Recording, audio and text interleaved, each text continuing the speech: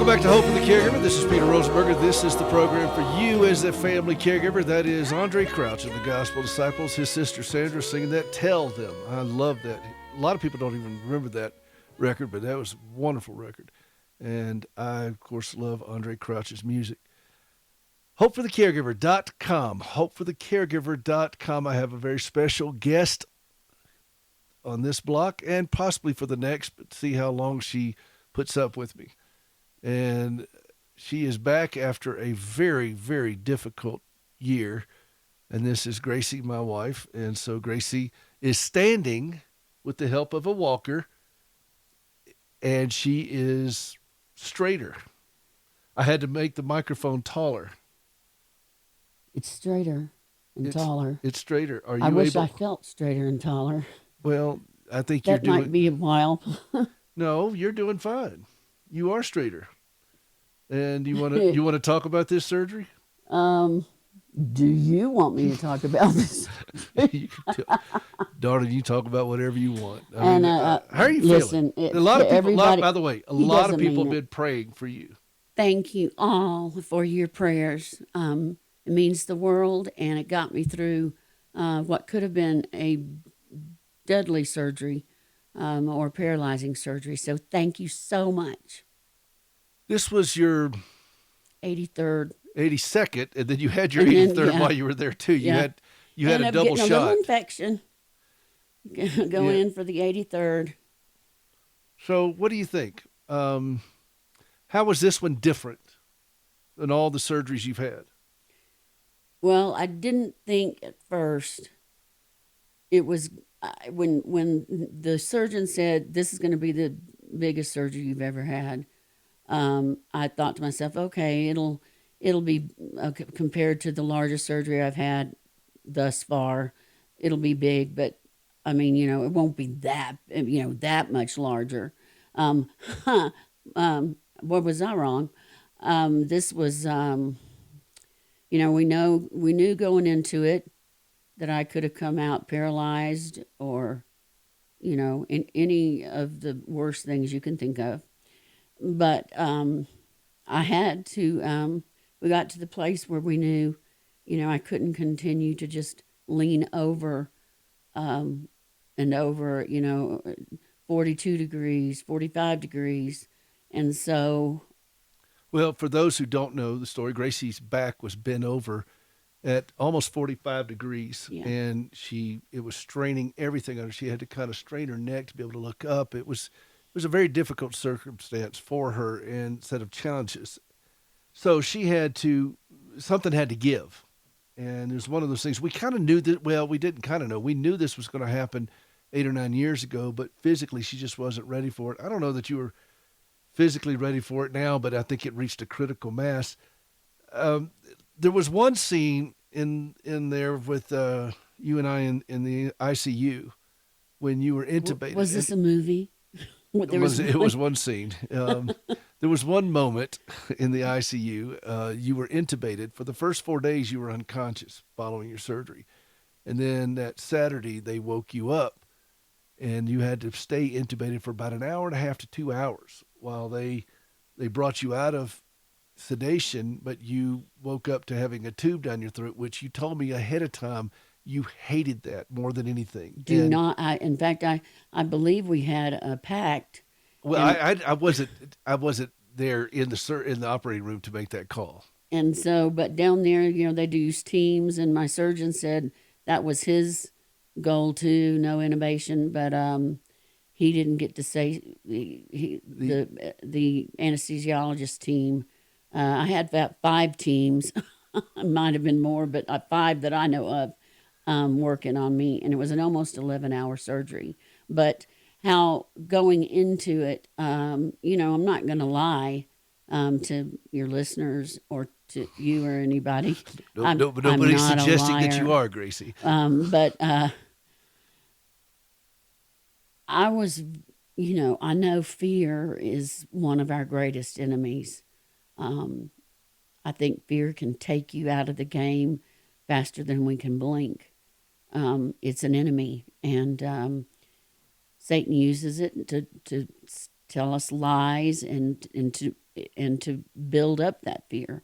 And so the fear going into it for me was what, I really had to fight. I Well, you were text. particularly afraid of being intubated, not just. I was afraid of being intubated. Ultimately, I was afraid of coming out of it paralyzed or dead.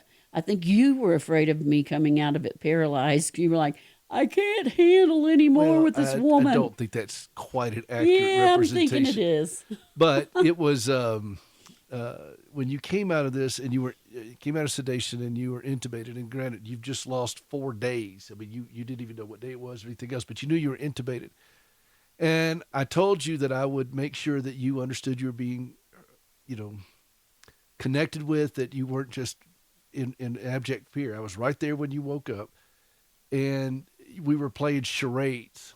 And there was one moment And during our you were charades. horrible at I it. was really good at it, but you've never been good at No, I was just charades. like, give me a dead gum pencil and a piece of paper. You were never good at charades on a good day. I'm good at And there was no one scene when you had this tube down your one throat, scene again. and there's one scene. I'm sorry. Well, it was a scene. To me, it was a scene. Okay. But you had your jaw just jutted out. You were so angry, and you were rolling your eyes at me. Here I am trying desperately to figure out what in the world you're saying. And on a good day, I don't always know what you're saying. And here you are intimating. You're trying to do charades, and And then it makes you feel like you can't breathe. and then you're just rolling your eyes at me. And the nurses and some of the techs there saw that. They started laughing, and I was like, okay, there's a couple of signs I'm starting to recognize pretty clearly Well, all here. I knew is okay. I knew it had been more than one day I was intubated, but I was like, wait a minute, we had a deal, and I'm not real happy with I you didn't break or the my deal. surgeon. I had no control over And that. that's what he said. So I don't know who's telling the truth Well, here. he is, because I'm telling you the truth, because I'm not a surgeon. I have played Okay. one on TV, All but right. I am not, and it wasn't me. And I knew that when I saw you that, but it was for your best recovery, because it was such a big surgery, and they felt like it would be so much easier on you to just have those days where you could heal and not move. They were very, very afraid of you moving at all. And Well, I know you were afraid of me moving. no, no, I, they were all very afraid if you moved at all to mess up this fusion. It was such a big fusion, and I mean everything about it was big, and so they were afraid of you moving, and so they kept you intubated and unconscious. And it was They're still afraid of me moving. well, yes, they are, but you are doing well, and you are taller, which is and I could see it already. I mean, you're already 50% straighter than you were. I think you're actually more than that. I think you're more than 50%. What do you think? How does it feel when you stand up? Well, when I can stand up and Well, you're having to use a walker now, okay? But that's um but no, I mean it when I think I'm having to learn how to walk again all over, I mean at 17 I had to do it and here I am again. well, you had to Well, at do it in 18. 91. You had to Yeah. do it in 95, and And then but this is literally having to walk again. I remember, and that wasn't that was just maybe a month or 6 weeks ago that I put my legs on for the first time, and uh, they were just trying to get me to stand. actually, And that was 2 months ago. really, You've lost a lot of time. yeah, well, it's not hard to lose time in the No, hospital. you've done well, and But I just remember in the parallel bars, I thought in my mind, this was okay. It was going to be hard, but it wasn't going to be that much harder than when I first learned to walk as a double amputee. and it was, And wasn't it? um, I just started. I mean, I didn't care how many people were in the room. I think there were five. I'm not sure. Could have been more. Um, I when I tried to stand, I had all these PTs around me, physical therapists, and for those who aren't familiar with the hospital setting, and they were teeny. little petite, teeny people. And I was like, They were stop trying to hold me. Lilliputians. Yeah, I was like, if you try to hold me up, I might crush you. And they're like, no, we're trained for this. And dadgum if they weren't trained for this, but I trying to stand I up saw for you the when you came back to the room. They took you upstairs to the rehab floor, right. and I saw you when you came back, and you were very distraught because you thought, "Oh my goodness!" Well, I this thought I is, was going to walk down the parallel bars and all the way back. and And it was all you could do to stand.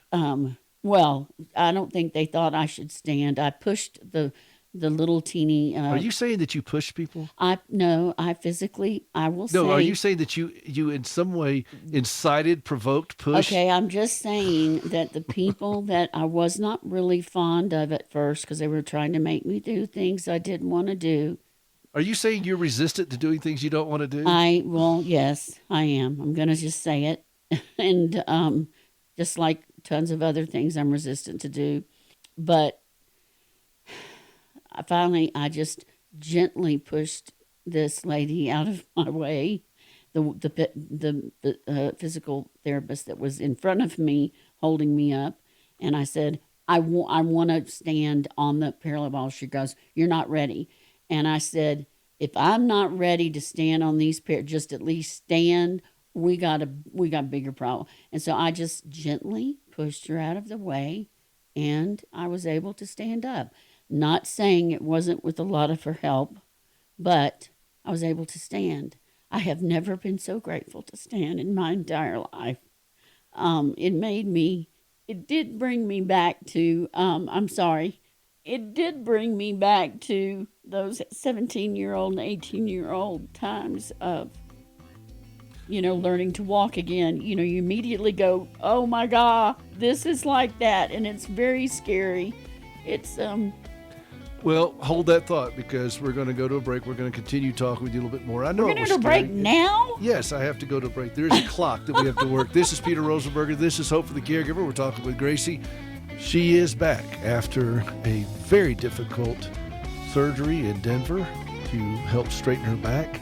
And we're going to have more with her and talk a little bit more in the next segment. This is Peter Rosenberger. Hope for the Caregiver, hopeforthecaregiver.com. We'll be right back.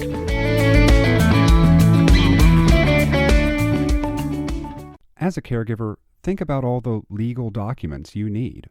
Power of attorney, a will, living wills, and so many more. Then think about such things as disputes about medical bills. What if, instead of shelling out hefty fees for a few days of legal help, you paid a monthly membership and got a law firm for life? Well, we're taking legal representation and making some revisions in the form of accessible, affordable, full-service coverage. Finally, you can live life knowing you have a lawyer in your back pocket who, at the same time, isn't emptying it. It's called Legal Shield, and it's practical, affordable, and a must for the family caregiver. Visit caregiverlegal.com. That's caregiverlegal.com. Isn't it about time someone started advocating for you? www.caregiverlegal.com, an independent associate. Hey, this is Peter Rosenberg, and in my 3.5 decades as a caregiver, I have spent my share of nights in a hospital, sleeping in waiting rooms, on fold-out cots, chairs, even the floor. Sometimes on sofas and a few times in the doghouse, but let's don't talk about that. As caregivers, we have to sleep at uncomfortable places, but we don't have to be miserable. We use pillows from mypillow.com. These things are great. They have a patented interlocking fill that adjusts to your individual sleep needs, and for caregivers trying to sleep in all the different places we have to sleep, believe me, our needs get ramped up significantly. Think about how clean your pillows are. In the COVID world, we're all fanatical about clean. Can you wash your pillows? With My Pillows from MyPillow.com, we throw them in the washer and dryer. We do it all the time. 10-year warranty, guaranteed not to go flat, 60-day money-back guarantee, made in the USA. As a caregiver, you need rest. So start by going to MyPillow.com, type in the promo code CAREGIVER. You get 50% off the 4-pack, which includes 2 premium pillows and 2 Go-Anywhere pillows. You'll also receive a discount on anything else on the website when using your promo code CAREGIVER. That's MyPillow.com, promo code CAREGIVER. 'Cause with Jesus, I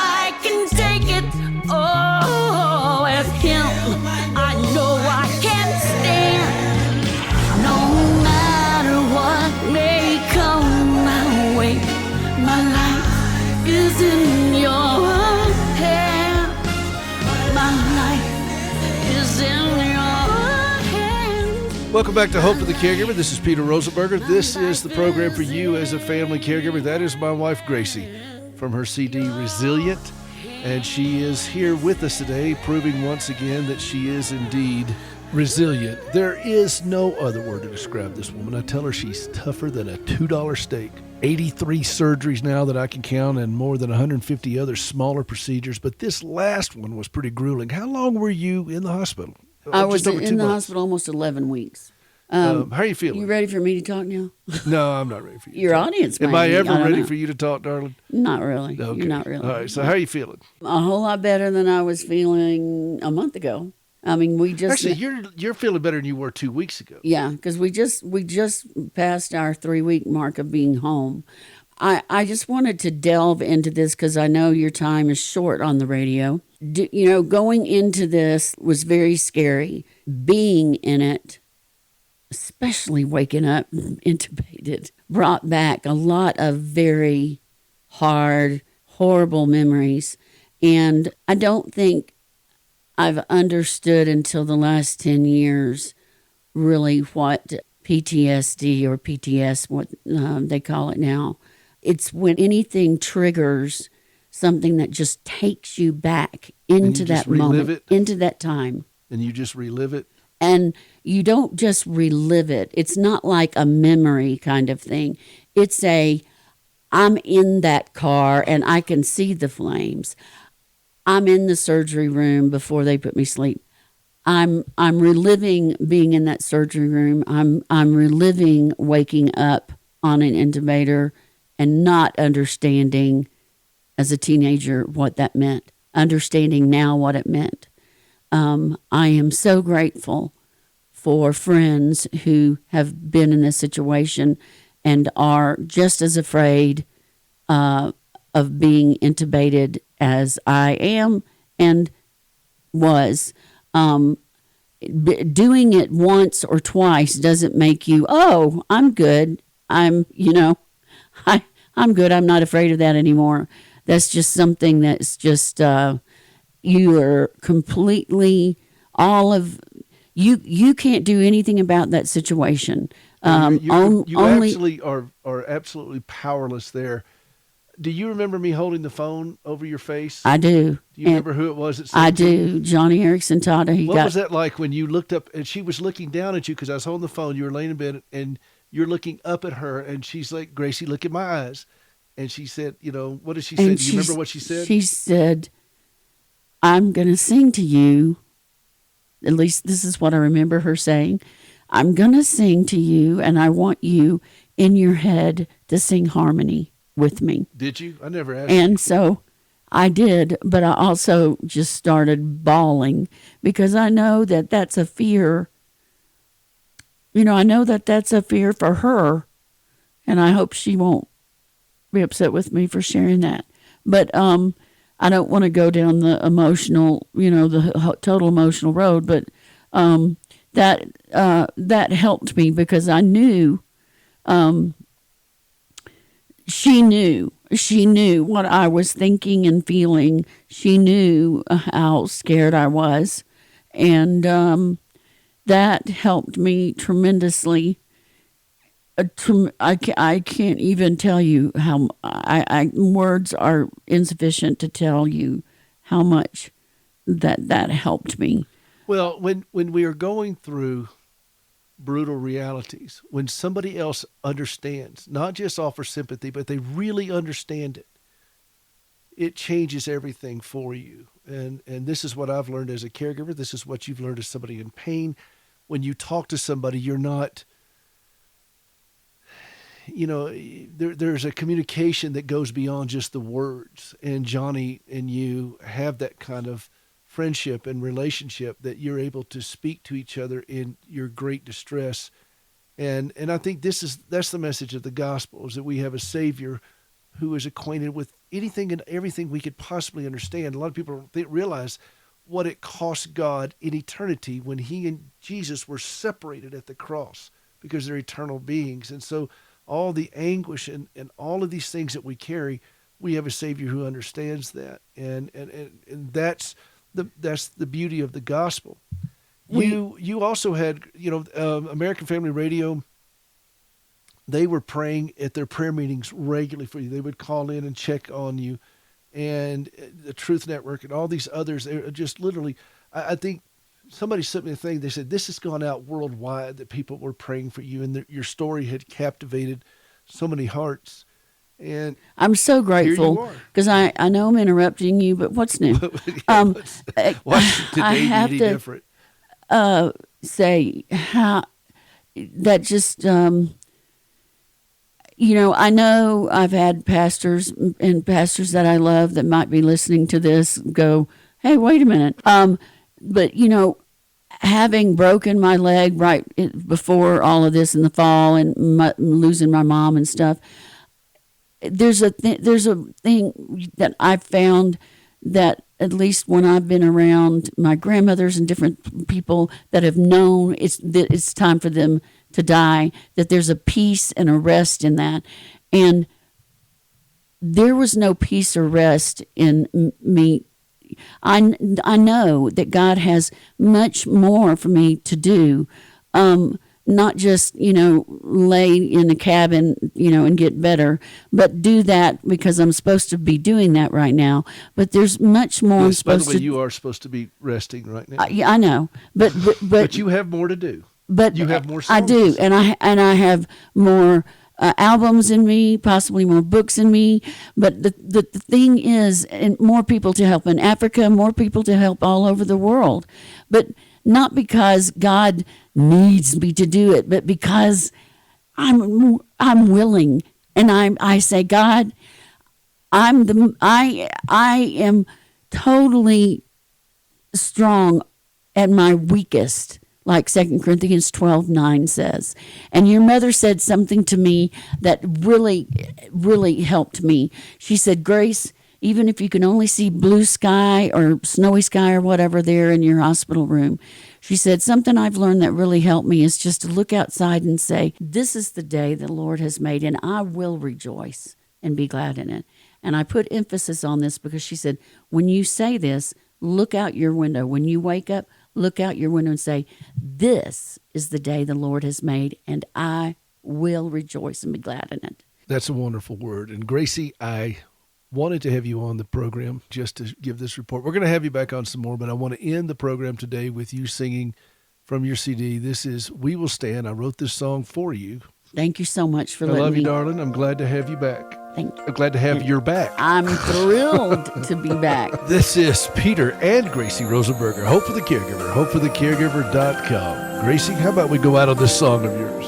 All right. Every day I see the struggles you face as you fight to run a race that has no end in your heart. I know you sail above the clouds, but the hurt just pulls you down again. Don't let go of the hope you're holding on. You need to see a friend will be right here all along. I will stand with you when you cannot stand alone. I will fight for you when all your strength is gone. I will sing for you so all can hear your song. Take my hand, lean on me. We will stand.